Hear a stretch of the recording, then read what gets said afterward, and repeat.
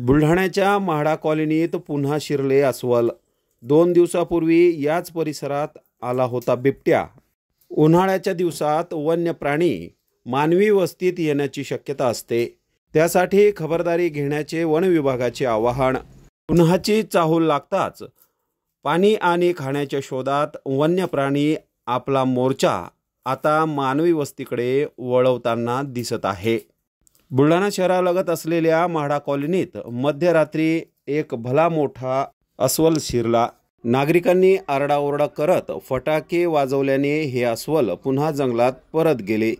बुलढाण्याच्या चारही दिशेने ज्ञानगंगा अभयारण्य आहे, यामध्ये अनेक हिंस्र प्राणी वास्तव्यास आहेत। हेच प्राणी आता खाद्य आणि पाण्याच्या शोधात शहराकडे येण्याची शक्यता असल्याने प्रामुख्याने म्हाडा कॉलनी परिसरातील नागरिकांनी खबरदारी घ्यावी असे आवाहन वन विभागाच्या वतीने करण्यात आले आहे।